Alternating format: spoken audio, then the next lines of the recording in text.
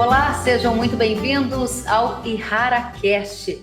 No episódio de hoje, o nosso tema é a safra de café. As expectativas para 2022 estarão aqui no centro da nossa conversa. E para este bate-papo, eu gostaria já de chamar o nosso convidado especial, Gui Carvalho. Ele que é especialista em cafeicultura e boas práticas relacionadas a esta cultura. Seja muito bem-vindo, Gui. Olá, Kellen. É um prazer estar aqui com vocês para falar do que eu mais gosto e compartilhar conhecimento sobre a cafeicultura. Eu estou sempre em busca de ensinar o que eu aprendi nesses 35 anos que me dedico a essa atividade. Hoje vamos abordar dois pontos muito importantes para o café: a influência do clima e a expectativa para a próxima safra. Estou à sua disposição. Muito importante. 35 anos, hein, Gui, de uma trajetória no mercado de café, você tem muito para dividir conosco, e você falou sobre a influência do clima e as expectativas para a próxima safra. Eu preciso pegar esse gancho do que você trouxe, afinal de contas, foram diversos os desafios climáticos que atingiram a safra de café. A gente teve seca, a gente teve geada e depois uma boa quantidade de chuva.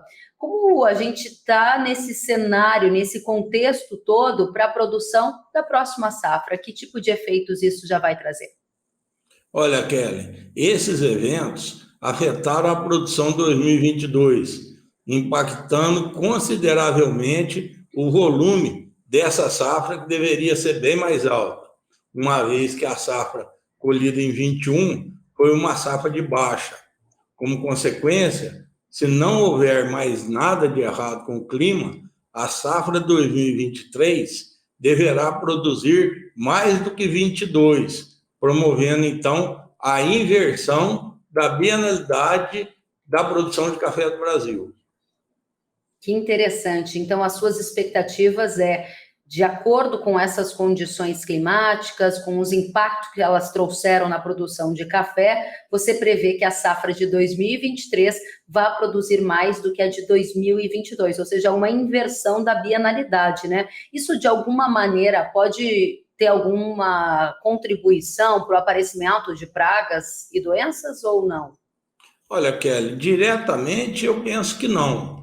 Porém, com essa inversão de bienalidade, o cafeicultor tem que ficar atento mais aos detalhes, principalmente ferrugem, broca, esses grandes problemas. Lavouras que deveriam ser podadas, ou melhor, que deveriam produzir muito e depois seriam podadas, elas vão ter que produzir em 2023. Isso implica na necessidade de aplicação de tecnologia com maior eficiência para ela chegar bem para 2023. Então, é importante elucidar que no início da safra atual, nós tivemos geada, tivemos seca, o que ocasionou na sua redução. E depois, no início da chuva, nós tivemos excesso de água, o que atrapalhou tanto o pegamento de chumbim quanto os tratos culturais, como, por exemplo, o manejo da ferrugem e da broca.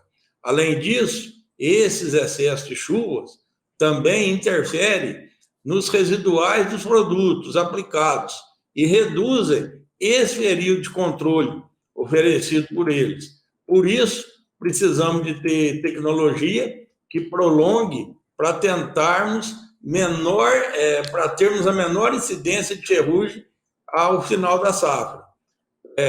Um outro detalhe sobre a broca: o excesso de chuva também atrapalhou muito seu manejo e muitos cafeicultores não conseguiram aplicar os defensivos na hora certa, que é o momento da sua revoada, né? Que é o período de trânsito.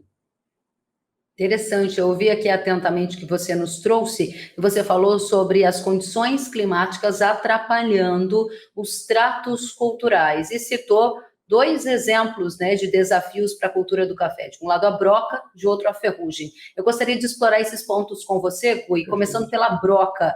Como lidar com este problema no contexto atual? Quais as suas recomendações? Olha, Kellen, a broca traz inúmeros prejuízos, tanto para a lavoura quanto para a qualidade do café. Entre os principais prejuízos, eu falo apodrecimento da semente, contaminação por micro-organismos prejudiciais à qualidade, aumento de grãos quebrados, de escolha. Já na questão específica de qualidade, o produtor passa a ter prejuízo, porque as lesões nos frutos causadas pela broca são caracterizados defeitos na hora da comercialização. Como a broca se alimenta do fruto, ele também perde peso. No beneficiamento, a maior porcentagem de catação, devido a esses grãos quebrados, né, o que a gente chama de escolha. Na torra, como houve lesões nessas paredes, através desses furos, no momento do processo químico, há uma queima interna dessas paredes. E aí, a bebida, e com essa queima interna, essas partículas aumentam muito a quantidade do chamado micropó, trazendo mais amargor, perda de corpo, de sabor, um sabor assim de ranço, sabe? Tudo isso depreciando a qualidade. Interessante, são vários os fatores. Agora conta para a gente sobre o controle da praga, né? Como que a gente faz esse controle de uma maneira mais eficiente? Sobre o controle, Kelly, a colheita bem feita é a principal medida em qualquer situação. O índice apontado nos monitoramentos, por sua vez, para dar a hora certa de controlar, deverá ser somado a outras informações, como histórico de ocorrência da praga na lavoura, quantidade de grãos remanescentes, enfim. É importante iniciar o controle bem no comecinho, quando ainda estiver com 1%, alguma coisa próxima. O produtor não deve aguardar mais aqueles 3% que durante muito tempo foi considerado o momento certo. Nós devemos tratar antes disso. Então, essa é uma dica que eu deixo para os cafeicultores. Controlar bem no comecinho. Muito importante. Não posso perder a oportunidade de pedir a você que traga uma orientação bastante pontual e direta para a nossa audiência, também em relação à ferrugem, que você citou. Além disso, a gente também acompanha a incidência de ervas daninhas. São muitos os desafios. O que você tem a nos dizer sobre essas situações? Olha, eu posso começar falando das ervas daninhas, se você me permite. As plantas de cobertura tem uma grande finalidade. A cafeicultura moderna está caminhando muito para usar essas plantas de cobertura. Elas ajudam a proteger contra os processos erosivos, além de adicionar, reciclar, armazenar nutrientes, reduzindo a temperatura, a evapotranspiração direta e retendo mais água no solo. É tão importante que o cafeicultor ele começa a fazer essa nova forma de controle de erva e realmente ele gosta, porque promove todo um aumento de vida no solo. Então, as raízes, muda tudo aquele sistema e o produtor realmente passa a ter que controlar somente aquela planta que está usando como cobertura, auxiliando assim, toda uma atividade biológica no perfil do solo. O manejo racional dessas plantas de cobertura, como a braquiária, que é a mais usada, é extremamente importante, uma vez que ocorre a competição entre elas e o cafeeiro, com perda significativa, é claro, para o arbusto, como já mencionado por você. Para o controle do mato, são utilizados herbicidas que permitem manter a faixa das linhas limpa, próximo às plantas, para que o produtor possa aplicar ali todos os insumos necessários. Então, ele garante a umidade ideal para o solo, a reciclagem no meio da rua e próximo à planta, ele garante que não tem concorrência. Essa é a grande sacada desse manejo. O produtor pode trabalhar com uma ferramenta ainda mais eficiente na época do período chuvoso, que são os herbicidas pré-emergentes, que evitam a germinação a emergência dessas plantas daninhas. Aí a aplicação desse produto, após a dessecação, primeiro desseca, aplica, ele aumenta sim seu residual e ele pode ser utilizado de dezembro a janeiro, deixando o cafeeiro limpo até a colheita. Então, é muito bacana esse modelo que muitos produtores estão assumindo em suas propriedades. Gui, muito bacana. A gente acompanhou a sua explicação sobre broca, sobre ervas daninhas, mas eu ainda gostaria de ouvir um pouquinho mais sobre o controle da ferrugem nos cafezais. Então, Kelly, a ferrugem, ela é uma doença assim bastante interessante. Ela não gosta de excesso de calor. Ela gosta de uma temperatura nem tão alta e nem muito baixa. Ela gosta daquele dia bem nublado, sabe? E isso aconteceu muito nesse início de ano, nos meses de dezembro, janeiro, fevereiro. Foram muitos dias com essa condição adequada. E o produtor não conseguindo fazer a aplicação dos tratos nesse momento, favoreceu também essa doença. Então, ela foi muito potencializada lá atrás e ela já começa a mostrar sua cara agora, esforulando muito. Então, é muito comum a gente andar na lavoura hoje e ver aqueles esporos da ferrugem, né? E aí o produtor assusta, né? E acha que já passou da hora, enquanto que ainda é tempo de controlar. Interessante. Eu preciso que você só dê uma dica para a gente nesse sentido. O produtor acha que passou da hora, mas ainda há tempo de controlar. Qual é o principal sinal que o agricultor tem que ter em mente para saber que não passou da hora e que ainda dá tempo de controlar, Gui? Olha, Kelly, como nós falamos já no início, como esse clima foi diferente do que estava acostumado, o produtor também vai precisar de colher muito na safra 2023 para compensar o que ele vai colher menos nessa safra. Realmente ele tem que dedicar mais e não deixar escapar problemas como esse. Então ele tem que monitorar e a sua lavoura está realmente com o índice necessário de controle, ele deve pensar que ele deve respeitar o período de carência, é claro, antes da colheita, porém que ainda dá tempo. Nós ainda estamos no mês de março, mês de abril, e grande parte da colheita vai começar só na segunda quinzena de maio. Então, dá tempo de controlar, sim. É só ir lá e monitorar e conferir se realmente precisa da intervenção.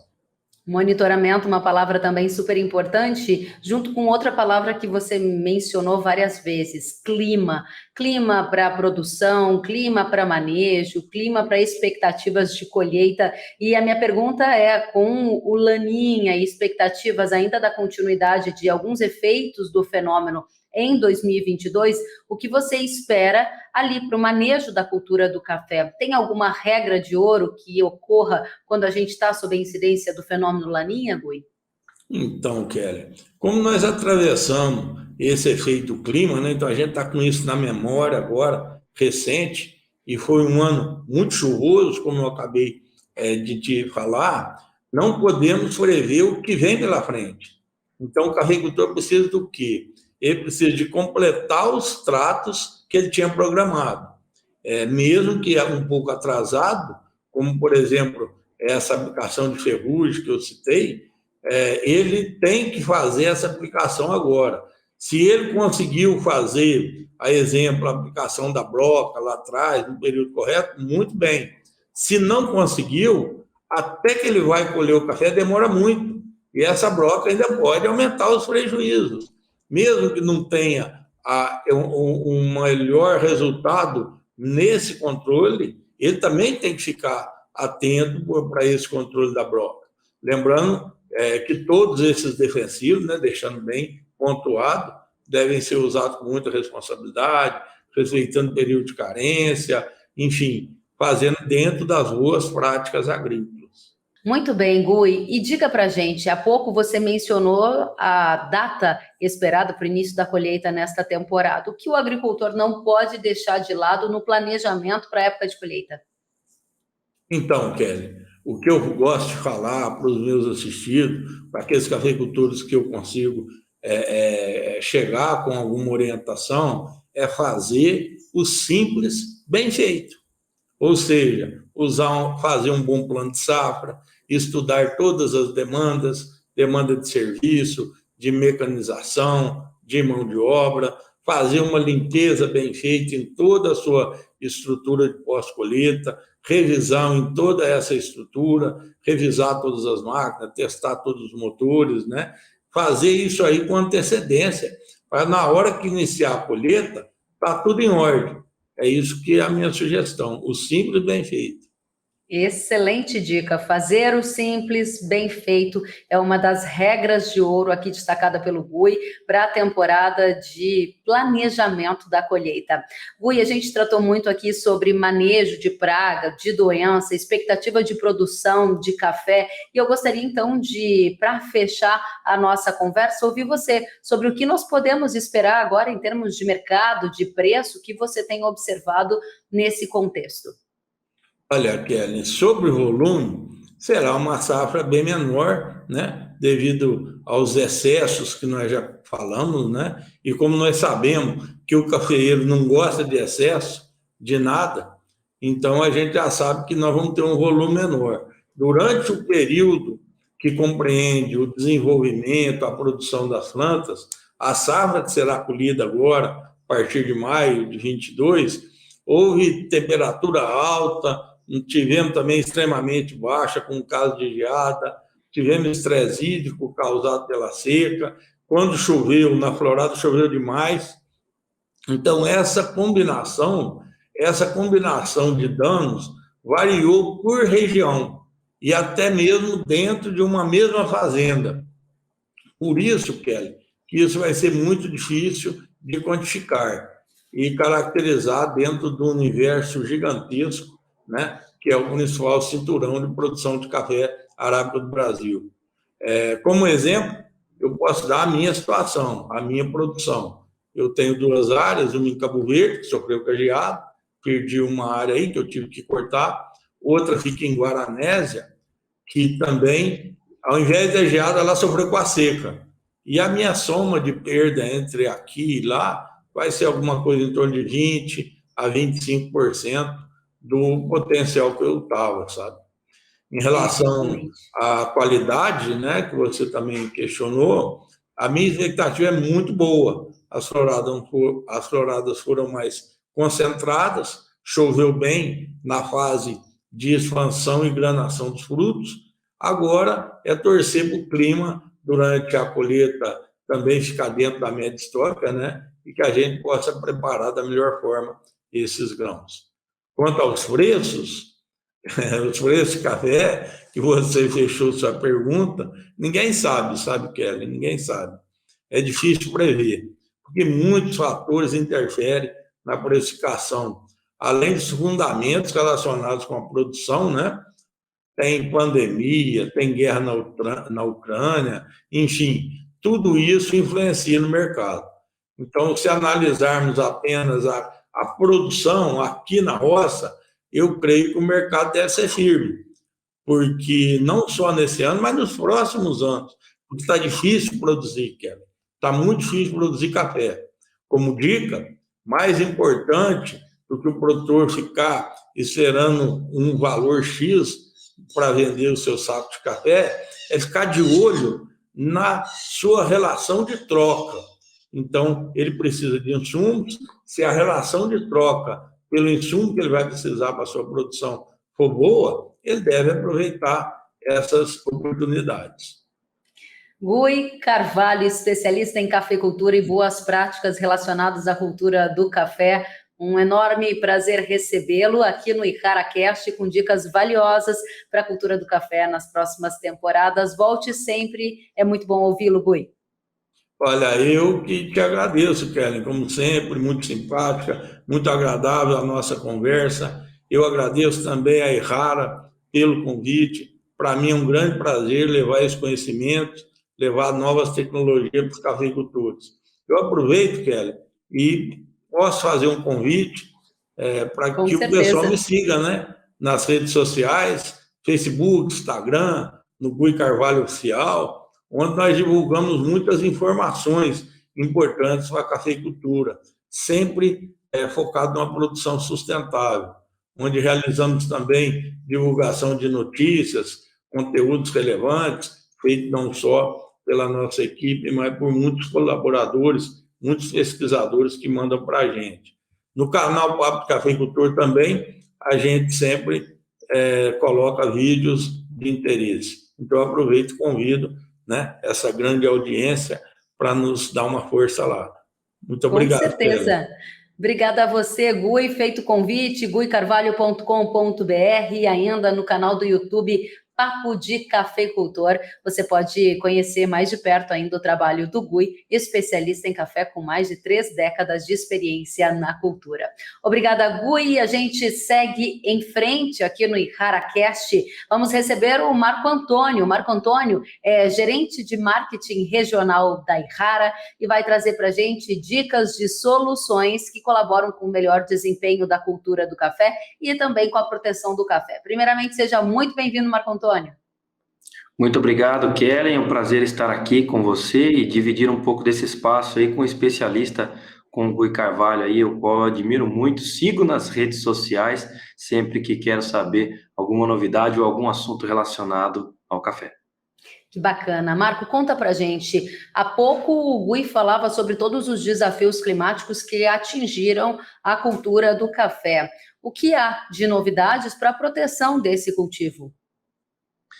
Kelly, o clima é muito dinâmico, como o Gui disse, né? E é muito importante você fazer um planejamento. E nós sabemos que dentro do planejamento nós estamos trabalhando com uma empresa a céu aberto, né? Digamos assim, dentro de uma propriedade agrícola. E esse ano nós tivemos muitas chuvas aí, e um dos principais pontos de atenção, como o Gui mencionou, é o controle das doenças, seja a ferrugem, seja a foma, seja a própria cercospora também, que atinge aí os cafeicultores, né? Pensando nisso, a Ihara trabalha com o fusão, que tem uma alta sistematicidade, né? Possui uma tecnologia inovadora e pode ser aplicado em pulverizações tanto preventivas para o controle da ferrugem no café, e é também uma ferramenta inédita, que se apresenta como uma opção importante para o manejo da resistência, um desempenho superior oferecido dentro do mercado de café. Além disso, ele oferece uma alta velocidade de absorção, que proporciona melhor desempenho, mesmo em condições climáticas desfavoráveis, que é o que nós estamos vivenciando aí. É o que nós temos hoje para o controle das principais doenças do café, o fusão. Excelente. Além do fusão, que trata das doenças, a gente ouviu o Gui também falando sobre algumas pragas, né? E a broca do café esteve em destaque aqui na nossa conversa. Marco, o que a gente precisa saber sobre tecnologias que ajudam a proteger o cafezal desta broca? Pensando na proteção contra a broca, né, uma praga que afeta diretamente o fruto, atrapalha tanto a qualidade quanto a formação, a granação do fruto do café, a Ihara traz esse ano um lançamento que é o Hayat, uma solução inovadora no Brasil que controla tanto o bicho mineiro quanto a broca, que se alimenta exclusivamente das folhas do café e do fruto, como eu disse. Essa tecnologia, ela paralisa a alimentação e, como consequência, para a proliferação tanto dessa praga quanto também do bicho mineiro. Então, atua nessas duas frentes aí, tanto na broca quanto também ajuda no controle do bicho mineiro. Além de outras tecnologias que a Ihara tem, Kelly, nós também temos o Bold, que nos ajuda a controlar essa praga, e também temos o Spirit. E lembrando, o Spirit, que é uma ferramenta inovadora que a Ihara trouxe, molécula inédita, exclusiva do Brasil, né? Ele alia um inseticida e um fungicida. Então, nós estamos falando do Spirit que ele controla, além da ajuda do controle da broca, ajuda a controlar o bicho mineiro, a cigarra do café e também combate a ferrugem. Ele agrega valor para todo o ciclo produtivo. Isso é mais proteção, maior vigor para a planta e, como consequência, maior rentabilidade para o cafeicultor. Interessante, porque as soluções estão muito conectadas com os desafios trazidos e apresentados aqui pelo especialista Gui. Agora, eu tenho memória que a gente falou também sobre ervas daninhas. Tem alguma novidade para ajudar o cafeicultor, nosso ouvinte, a tratar desse desafio? Sim, Kellen. Hoje, um dos principais temas abordados aí dentro não só do cenário da cafeicultura, mas do cenário agrícola, é o controle, o combate às principais plantas daninhas que estão se proliferando cada vez mais, estão adquirindo resistência aos produtos que nós temos hoje dentro do mercado, que são costumeiramente utilizados pelos agricultores. Dentro da cafeicultura, a Errara pensa e inovou mais uma vez, trazendo o Falcon, um produto com alta tecnologia, é a associação de duas moléculas que combate tanto as folhas largas como folhas estreitas, tanto as plantas daninhas, né, de maior porte, de pequeno porte, pensando em pré-emergência. Então, a Errara traz o Falcon com um controle de pré-emergência, mais um produto inovador e exclusivo aí para a cafeicultura. É muito grande o portfólio da Errara, né, para a gente comentar aqui nesse pouco tempo que nós temos. E por isso eu recomendo você, cafeicultor que nos acompanha nesse ErraraCast, que procure uma das revendas ou cooperativas autorizadas que tem os produtos, as tecnologias da Errara e se informe. Procure também um dos nossos administradores técnicos de venda, que ele vai poder ajudar você na assistência e a melhor posicionamento das tecnologias que a Errara tem para ajudar você a produzir cada vez mais e melhor. Muito importante as suas dicas e informações. Marco Antônio, gerente de marketing regional da Errara, foi uma satisfação recebê-lo no ErraraCast. Volte sempre. Muito obrigado, Kellen. Muito bom estar aqui com vocês. Até logo. Até a próxima, Marco Antônio. E a você que nos acompanha, desejo também que aproveite as oportunidades para que tenha uma safra farta. O ErraraCast fica por aqui. Até a próxima.